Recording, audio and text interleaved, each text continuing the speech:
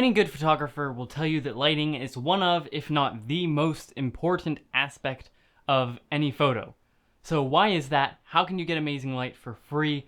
And why would you want to light a photo one way instead of another?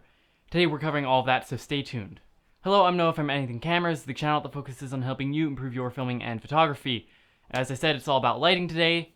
So, in the first episode of this mini-series, we talked a lot about the story and the emotion behind photography, and admittedly got a little bit rambly, but I still think that there was some very important information in there.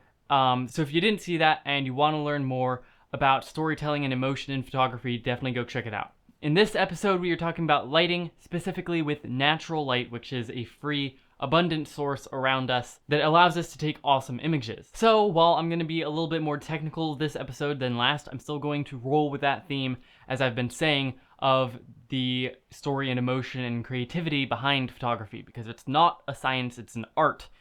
And that can be easily forgotten when you get obsessed with the technicalities, like camera settings, specifications. I've said this already. So enough rambling, let's move on. Also, don't be fooled. Just because we're using a free source to light our photos does not mean that we cannot get awesome photos with natural light.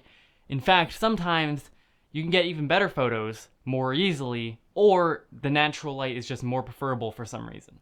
Okay, so before we get into the meat of this content, we need to talk a little bit about lighting terms. There are a few definitions I want to run through so that you understand what we're talking about when we describe a few setups, and also so that you can understand what other photographers might be talking about, or simply discuss lighting with other photographers. Oh, and stick around to the end, because in the end, I'm going to explain why none of this matters. Stick around. The first thing we need to discuss is what is natural light. Well, it's pretty easy. Natural light is just light that comes from a natural source.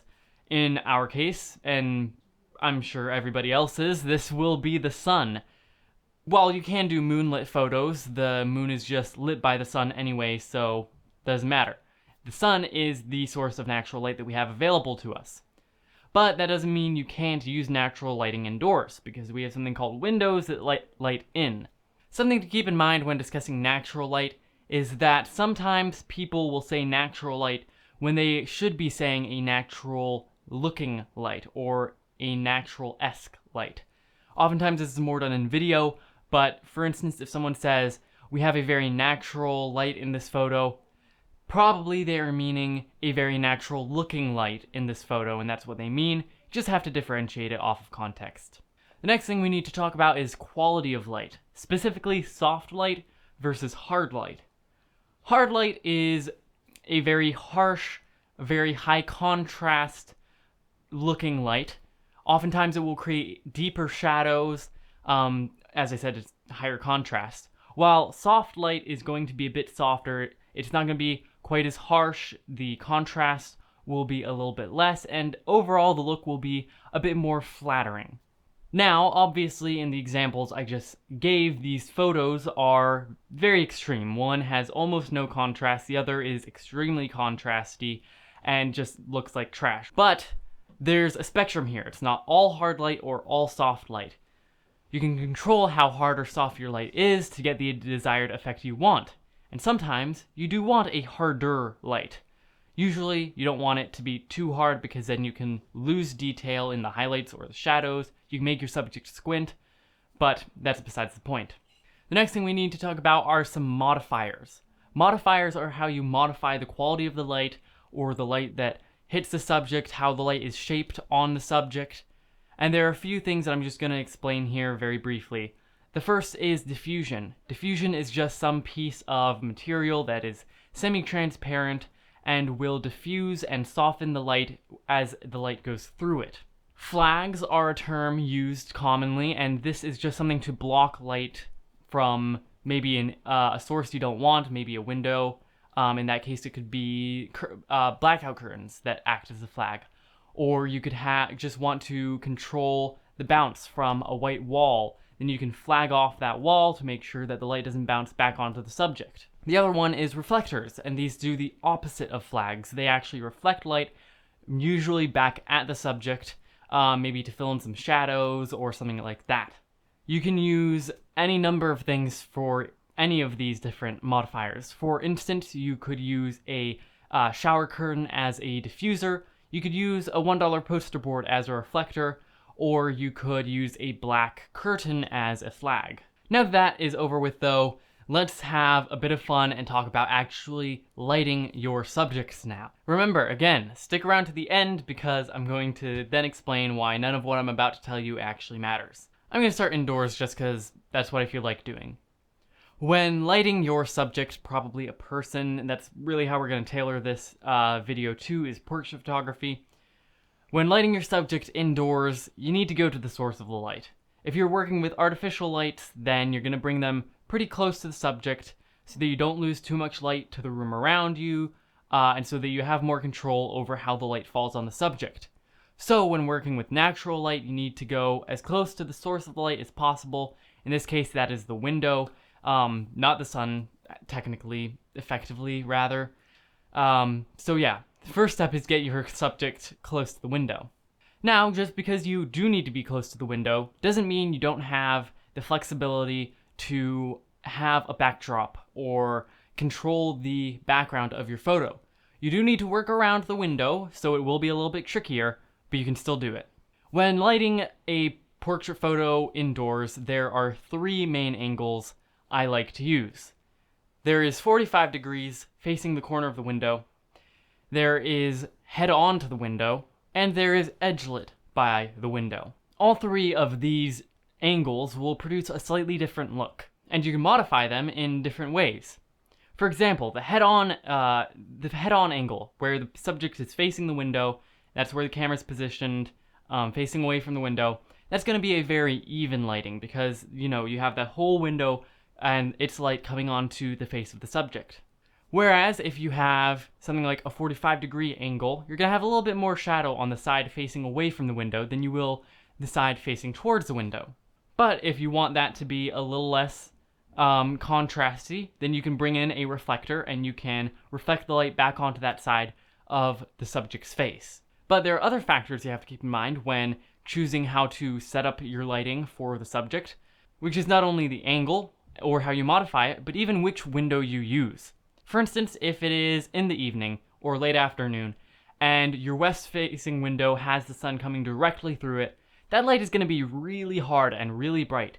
And oftentimes you actually want to black that window out and use the one across the room where the light isn't coming in directly. This will be a much softer, more flattering look. It won't make the subject squint at the sun because it's so bright. Or maybe there's some type of shade outside your window, like a porch. In that case, that also will be a very soft light, assuming the sun isn't coming directly through it, because if it's midday, the sun's shining directly down, then you have that shade there, and only indirect light will be coming through the window, which is a good thing. Okay, now let's talk a little bit about lighting outside. First though, I do just want to mention that if you want to go more in depth into the technicalities of lighting with natural light, then we do have an article on our blog that I wrote, and it just goes more in depth into all the stuff I'm talking about, choosing the window, different modifiers, the quality of light, etc., etc. So definitely go check that out. When lighting outside, a lot of the principles remain the same. You don't want a really, really, really harsh light that makes the subject squint or disallows you from capturing all the detail in the shadows and the highlights. And that means you don't want the big bright sun coming down straight at their face. That just doesn't look good, as we demonstrated in a natural lighting video video that we released earlier this summer. Now, if you have clouds outside, then a lot of the work is already done for you, and you can just pose the subject how you like. You can make the background how you want it because there is no direct sunlight that could be coming at them. The clouds basically act as a big piece of diffusion. Same when you're working inside, actually. But if you don't have a cloudy day, which isn't always the preferable look, then there are 5 tips that you should keep in mind to help light the subject a bit better so that they aren't squinting and you keep all that detail. The first one is shoot during golden hour. Now, this one, again, like all the others, really just depends on the look you're going for. But if you have a clear or mostly clear day outside, then you can wait for golden hour, which is either sunrise or sunset, when the light is really golden and nice, and that'll give you a really nice look. Maybe you have the sunset in the background creating nice bokeh balls. Very common look for a good reason. Another tip is to find some shade, maybe cast from a tree or a building that you can put the subject in so that the light isn't, again, directly on them. And the only thing to keep in mind here is that if you're under a tree using that for shade, you want to make sure the shade isn't dappled, meaning there are little hot spots of light coming through, maybe moving around the face because the light is just peeking through the leaves. That'll look very distracting. Maybe that's the look you're going for, but usually you want to try to avoid that dappled look. Another option is to backlight your subject. Put the sun behind them, like that example photo I did for golden hour. This way, the light isn't directly on them. Instead, it's ambient light coming and filling in their faces. It'll be very soft. The downside to this one is that it can often make the background too bright. Another thing you can do is get some form of diffusion, like from a 5-in-1 reflector, and hold that above the subject to diffuse the light coming in at them. That works very well. And the fifth tip is to reflect light. Maybe if you're in the shade, you can use a reflector to reflect some light back at them. Just make sure it's coming from a high angle, not a low one, because the lower angle will just look strange because it lights from below. Not a good look. So as I said, that was all pretty technical. Again, if you want to go more in depth on that, then we do have that article. But none of this actually matters, as I kept hinting at. This is because these tips, these setups, these technicalities only give you an idea of maybe a go-to setup that you might need in a pinch. And they teach you how light works and why indirect light is better than direct light, how you can, different ways you can get indirect light, and to generally verse you in all the jargon used when discussing lighting. But there remains the question from the intro, why would you light a photo one way instead of another? And it's all because of the emotion and the story in the photo. If you're trying to get a very sad photo, maybe the subject is leaning up against a rainy window, then you want to make sure that you have rain and clouds, because that's what's going to give a more subdued, gloomier look. You don't want it to be, if you're going for a sad photo, you don't want it to be a sun shower kind of look, where you just spray water on the window from outside and the sun's shining directly through. That may be more of a hopeful feeling instead of a sad one. Or maybe you want the opposite. Maybe you want a nice happy photo of your subject, and you want them to be outside. Then you're going to want to wait for a clear day, maybe during golden hour, when you shoot instead of a gloomy, sad, rainy, depressing day. Anyways, though, keep watching, because the next episode we are talking about composition and how composition tells story in photography, because we already did a video about the technicalities and the techniques behind composition. Anyway, that's right here.